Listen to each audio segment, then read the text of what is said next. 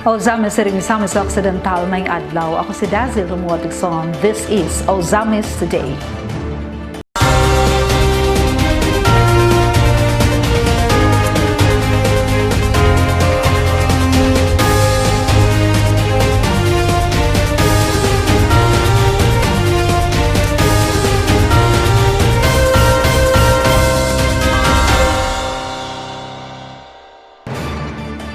Sa ato ang mga headlines.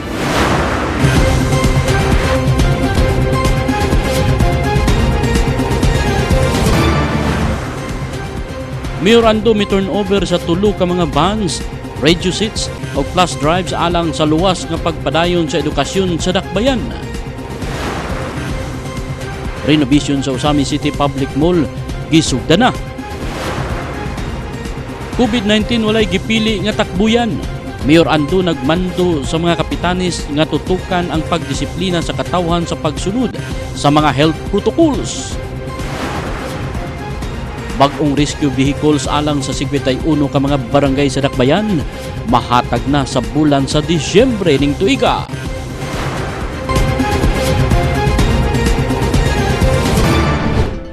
Ug karon ang detalye sa Ozamis Today. Mayor Ando may turnover sa tulo ka mga vans, radio sets ug flash drives alang sa luwas nga pagpadayon sa edukasyon sa Dakbayan. Ani ang report. Ingon nga suporta sa Ozamis City Schools Division sa mga magtutudlo, mga estudyante o mga ginikanan alang sa safe learning continuity ubos sa new normal of education. Gipangunahan ni Ozamis City Mayor Sancho Fernando Ando Waminal adlaw nga Miyerkules, Setyembre 16, 2020 ang pag-turnover ngadto sa Ozamis City Schools Division sa tulo ka mga brand new high ace vans, 6,000 ka mga radio sets ug 6,000 ka mga flash drives. Ang mga vans nga gitawag nga mixed learning vehicles ang paggagamiton ingon nga safe transportation sa atong mga magtutudlo aron sa luwas nga paghatod sa mga learning modules ngadto sa mga estudyante. Samtang ang mga radio sets ug flash drives ang paggagamiton sa mga kindergarten, grade 1 students ug pipila ka mga estudyante sa upper grades nga nagpuyo sa mga lagyong mga barangay sa Dakbayan alang sa radio-based learning pinaagi sa USB recorded instructions. Sayang inspirational message atol sa turnover ceremony nga gipaygayon sa Mini Arts Theater sa Ozamis City National High School, gi-acknowledge ni Mayor Ando ang importanteng papel nga gidula o giatubang sa atong mga educators taliwala sa hulga sa COVID-19 pandemic. You educators, you are also frontliners and you are the local heroes of this city. And at this time, we have a very critical role to play in educating, in forming our youth, the next generation. Sa iyang mensahe, gipasabot ni Mayor Ando nga kung gamiton sa hustong paagi, ilabi na alang sa kaayuhan sa katawhan, mapaiguan gayod ang pondo sa gobyerno. For the past 14 months, I think we have showed the public that as long as government funds will be used really for the benefit of the people, then it can be enough. Like what we are turning over now, I mean, these 3 brand new vans, and then we have the radios and flash drives for the grade 1 and grade 2 students. Also, by next month, the much awaited RISO machines, photocopiers. To the school administrators, I think we are fully paid already with our promise last year. Remember when you first invited me, I committed 100,000 worth of IT equipment and 150,000 for integrated schools. So 2 weeks ago, we have completed already the delivery. nga nagtuman sa saad ni Mayor Ando sa mga school heads ug sa Ozames City Schools Division sa paghatag sa 100,000 pesos worth of IT equipment alang sa mga elementary schools ug 150,000 pesos worth of IT equipment alang sa mga integrated schools. Sa sunod bulan, nakatakda usab ang delivery sa mga gihulat nga mga Riso multi-copier machines alang sa printing sa mga self-learning modules alang sa mga estudyante sa Dakbayan. Gawas sa pag-turnover sa mga vans, radio sets ug flash drives alang sa napulo ka mga districts ilalom sa Ozames City Schools Division, gi-administer usab ni Mayor Ando ang oath-taking sa 14 ka mga newly hired teachers sa Ozames City Schools Division. Kansang appointment ang giaprubahan sa Civil Service Commission kon CSC. Gawas ni ini, may hatag usab si Mayor Ando og 10,000 pesos ingon nga entry bonus alang sa matag bag-ong maestro ug maestra nga magamit nila sa pag-celebrate kauban sa ilang mga pamilya. To the 14 new teachers, so that you can prepare for simple celebration. I have prepared 10,000 pesos each for you so that you can save your first salary for whatever is much more important. Actually, 5 unta to, kay for lechon enough na, but then since you asked me to minister your oath, so nadoble. Again, congratulations to the 14 new teachers. Congratulations to you, the not so new educators. Thank you for your love to our students. Thank you for your continuous efforts and your dedication. And remember that we, the Ascenso Ozames administration, will always be at your back. Daghang salamat and may God bless us all. Congratulations to the 14 new teachers and good luck to the whole team of DepEd Ozames. Renovation sa Ozames City Public Mall gisugda na at ang dawatan ng good news ni Leon Shaw Medallo. September 10 ning tuiga mo'y unang adlaw sa pagsugod pag-renovate sa Ozames City Public Mall. Kini ang pamahayag ni John Gonzaga, ang purman, atol sa interview sa EONC o Misamis Observer. Sumala pa ni Gonzaga nga adunay porsyon sa mga stall sa maong merkado publiko nga gubon, ilabi na ang dried section tungod sa kaguba na sa maong stall o sa kahugaw niini. Og ang bagsakan sa mga isda mao iirog aron mapadak-an ang lugar, ilabi na diya sa fish and meat section. Nay part sa kuan sir nga i-demolish. Napoy part nga mabilin. So siguro kanini ang part sa atong i-demolish karon, muni ang part sa katong sa bularan sa una. Oh, dried section. Hugaw na gid pud kay siya, guba na kay sanan ang kuan. So ang nahitabo karon, demolish siya din. Murag kani nga tong bagsakan nga porsyon, murag musibog ni siya rin. Musulod siya. So mudako na po ang area sa atong isdaan. Isa plano. Kani nga tong bagsakan, musibog ni dire. Musibog siya. So ang mabilin ani niya, ang katon lang sa katong sa isdaan, moabante po siya og gamay. Giidog ang panigunsaga nga ila usab nga pangitahan og pamaagi ang kanal sulod sa maong merkado publiko kung kailang nakita nga halos dili na mudahili ang tubig tungod sa napuno na sa hugaw ug walay klarong exit sa tubig kay ang septic tank niini napuno na. Oh, grabe ang drainage sir. Bisag karon sir lagay. Oh, mani among kuan mo ni sir, ug sao na mo ni clog nagmayo bitaw sir. Oh, burag dunay part gapon sa kuan to sir nga ug say makita na to nga mayo trabaho na to ato yung paningkamutan nga mahinlaw ra pod ba. Dako ang trabaho sa pag-renovate sa Ozames Public Mall ug tungod nini nanawagan si Gonzaga alang ngadto mga tawo nga adunay mga skills ug walay mga trabaho nga pwede ka mong apply didto sa merkado publiko. O gidugang pa ni Gonzaga nga ilang paningkamutan nga matapos karon tuiga ang pag-renovate sa maong merkado publiko aron magamit nila yon sa mga vendors nga sa pagkakaroon ang fish, meat, chicken, dried o vegetable section ana temporaryong ipahimutang sa Agora Terminal. Paningkamutan na to gid nga mahuman na to nga by December or di na to kuan lagi sir kung kuan nga magamit na gid ayon. Kini nga tuwa magong trabaho na to.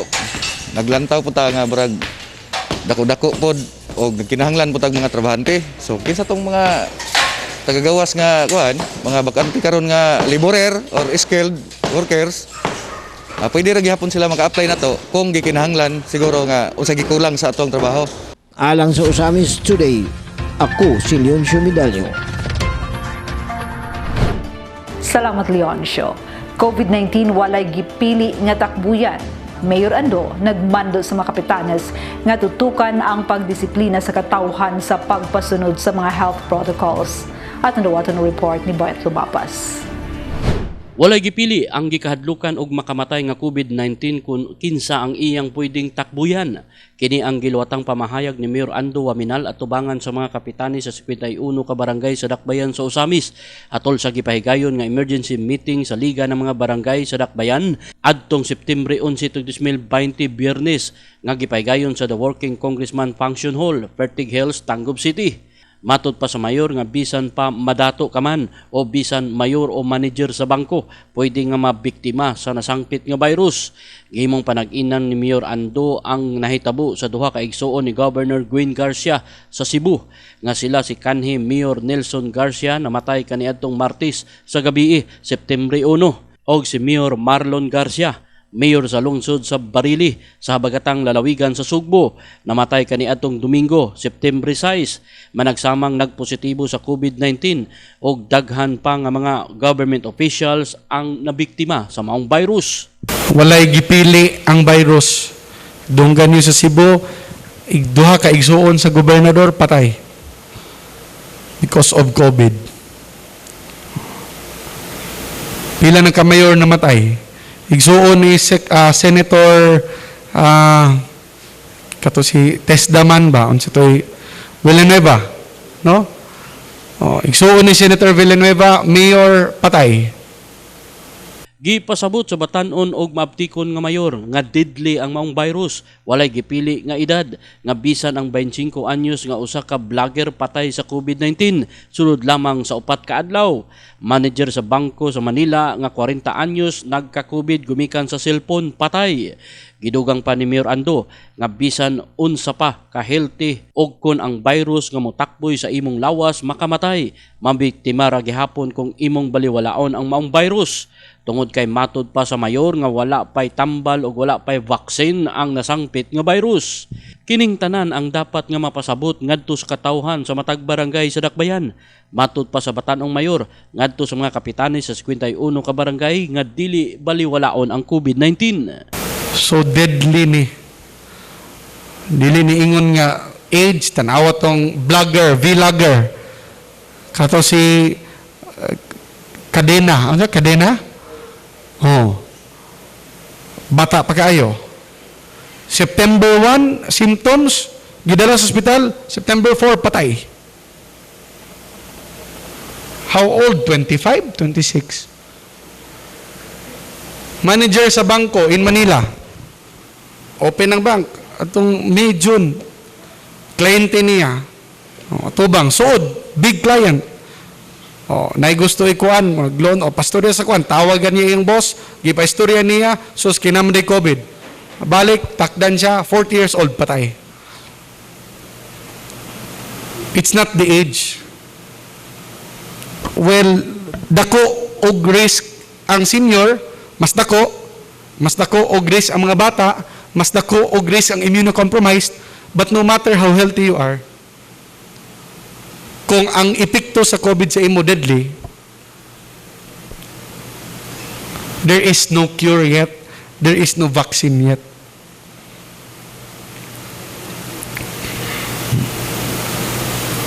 So, kana ang atong kinahanglan ipasabot sa katawhan. Do not say nga, okay ra na, dili na deadly. Kana ang importante. Kinahanglang magtinabangay kita, gumikan kay anaa kita sa usa ka syudad. Kini ang gihangyo ni Mayor Ando ngadto sa mga kapitanis tungod kay matud pa sa mayor nga ang pagpakigbatok sa COVID-19 dili kini usa ka grupo lamang og dili kay supporter ka sa mayor batok sa virus kun dili kitang tanang katawhan ang maghiusa sa pagpakigbatok diining maong COVID-19 aron dili kita mahiagom sa nasangpit nga virus. Kita tanan, we must work together. Because we are in one city. In this fight against COVID, it is not a group of people against the virus.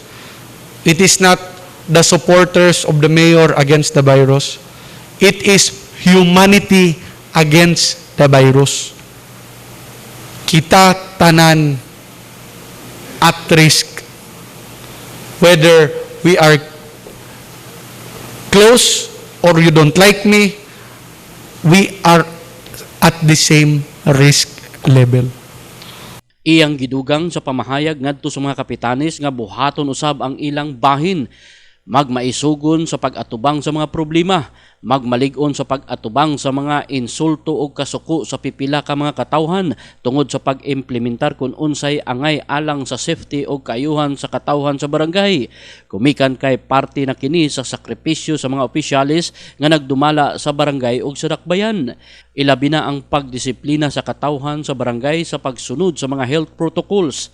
Iyang giawhag ang mga kapitanis nga sa ilang gigamit nga diskarte sa pagdaog sa nakalabay nga eleksyon, mausab ang gamiton nga diskarte sa pagpakigbatok sa COVID-19 aron kita mamahimong magmadaugon ining pandemic nga COVID-19. Pamahayag pa ni Mayor Ando Waminal. So, let us do our part.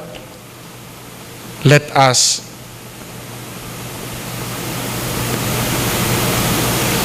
be brave in facing this problem. Let us be strong in facing whatever mga insulto or kasuko nga atong maatubang tungod sa atong pag-implementar kung unsay dapat. Kay gikinahanglan na, that is part of our sacrifice. We cannot be onion skinned. Di pwede nga dauton lang mo sa inyong silingan, bahala mo dira, tago ko sa balay. No. Okay ra to kung dili mo kapitan. Okay ra to kung wala taning nanumpa. But since we took that oath, part na sa atong atubangon. Gahig ulo, pasaway, everyone. We have to discipline everyone. And I know, makaya na. Nang inyong diskarte pagdaog, muna atong gamiton, diskarte, nga mudaog budaan ni atong gira kontra sa COVID. Information dissemination. Ang gusto ni Mayor Ando nga buhaton sa mga barangay kapitan sa 51 ka barangay sa dakbayan sa Usamis nga ilang iriiko ngadto sa ilang mga barangay peace action team kun BIPAT ug sa mga barangay health workers kun BHW kun unsay angay nga buhaton ilabi na sa pagpakigbatok sa pandemic nga COVID-19 aron maabot sa katawhan sa matag barangay kun unsay nahisgutan sa gipagayon nga emergency meeting sa liga ng mga barangay tungod kay matud pa sa Batan-ong Mayor nga obligasyon sa matag lideres nga protektahan ang tanang katawhan sa barangay og walay gipili. Pinaagin ini atong maprotektahan ang matag pamilya nga ana sa matag kabarangayan sa pandemic nga COVID-19. When you meet your BPATs, when you meet your BHWs, explain to them well.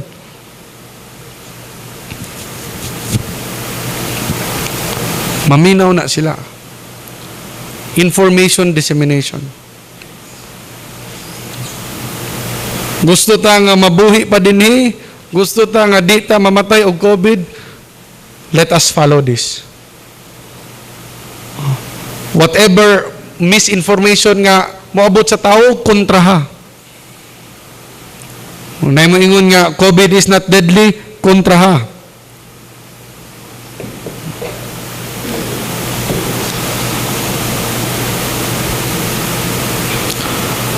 Kay muna ang atong dakong responsibilidad. Muna ang atoang obligasyon sa katawhan, walay pinili tanang katawhan. And by doing that, kung ato nang mapasunod ang tanan, we are protecting our people. We are protecting our families. Alang sa Osamis Today, kini si Buyet Lumapas. Daghang salamat Boyet. Bagong rescue vehicles alang sa 51 ka mga barangay sa Dakbayan mahatag na sa bulan sa Disyembre ning tuiga. May balik alang sa report si Leoncio Midalio. Gumikan sa pandemic nga nasinati sa tibok nasod, ilabi na sa atong dapit, mo hinungdan nga ang mga kalihukan sa syudad panahon sa Disyembre medyo adunay mga limitasyon ug dili pareho sa miaging Disyembre nga daghang mga kalingawan. Usa na nini ang kapistahan sa Immaculada Concepcion. Apan bisan pa man nga gilimitahan ang mga kalihukan alang sa selebrasyon gumikan sa panahon sa pandemya, ang asenso sa amin sa administration ilalom sa pagdumala ni Mayor Sancho Fernando Ando Waminal adunay mga lakang aron makahatag usab og kalipayan ngadto sa katawang Osamis nun. Ilabi na ang mga barangay officials gumikan kay sa bulan sa Disyembre moabot na ang mga bag-ong rescue vehicles nga gipalit sa asenso administration alang sa 51 ka mga barangay ning Dakbayan. Kini ang masigarbuhon nga gipaabot ni Mayor Ando Waminal ngadto sa mga barangay chairman atol sa Liga meeting Setyembre 11 sa The Working Congressman Function Hall, Pertig Hills, Tangub City. Sumala pa sa batanong mayor nga gibana-bana sa Disyembre 8 moabot na ang mga bag-ong rescue vehicles o ipanghatag gilayon kini sa 51 ka mga barangay ning Dakbayan. Sumala pa ni Mayor Ando Waminal nga kini nga rescue vehicles mao kini ang iyang gisaad sa mga barangay chairman sa nakalabayng tuig. So all barangays will get the Hilux rescue vehicle. Kanang nga budget, wag yun na ito nahilabti, bago ra ni abot ang ato ang authority from the DILG. Ito pa ng January, then balik-balik, kay di man sila magtuugod nga, mupalit tag ingon na kadaghan. No, so, una nang utana silag source of fund. Tubag ta. Human, okay, justification that funds are available. Tubag na pod ta. And then, kaning ang specifications kay abi nila sa una motor abi atong rescue vehicle, no, so that's why it took time, and then once nga nigawas na ang ato ang authority, so that's when kanang atong gikuan post na dayon for bidding will be this sometime this September, no. So kanang production and kaning this is not the ordinary pareha atong sa nutrition man ang hitsura ani, but this is not that ordinary nga katong gikan lang sa kasa, kay aside from mga stickers kanang mga lights, no, ato man pud ning gi mountain ready, that's why gi ilisag dagko nga ligid, and then gi saka ang suspension para in case of emergency, gikan bukid or naikwaon bukid, so we will not have any problems. That's why the production takes a while, but hopefully, no, suppliers can deliver by December 8 muna atong kuan. Lakip sa gisaad sa batanong mayor nga human nga mandawat sa mga kapitanes ang mga rescue vehicles gikan sa asenso Osamis administration, mohatag usab si Mayor Ando og panggasolina sa kantidad nga 20,000 pesos sulod sa bulan sa Disyembre. Dayon sa akong gisulti last year, if moabot ng rescue vehicle, tagaan ta mo og panggasolina, so December naman, so maybe di na po siguro magkulang ang 20,000 ana para sa inyong panggasolina for December alone. Alang sa Osamis Today, ako si Leoncio Medalio. Salamat Leoncio. Ang Ozames Today hatid kanato as a public service feature sa Asenso Ozames News Channel ug sa LGO Ozames sa pusab dumalan ni Mayor Sancho Fernando Ando Waminal. Alang sa dugang impormasyon, like our official Facebook pages, Mayor Ando Waminal and Asenso Ozames News Channel, and subscribe to the official Asenso Ozames YouTube channel. Sa ngalan sa Tibok Puwersa sa AONC News Team, ako si Dazzle Humotikson. Daghang salamat. Asenso Ozames. Go, go, go! Segundo Distrito, padayon sa pag-asenso.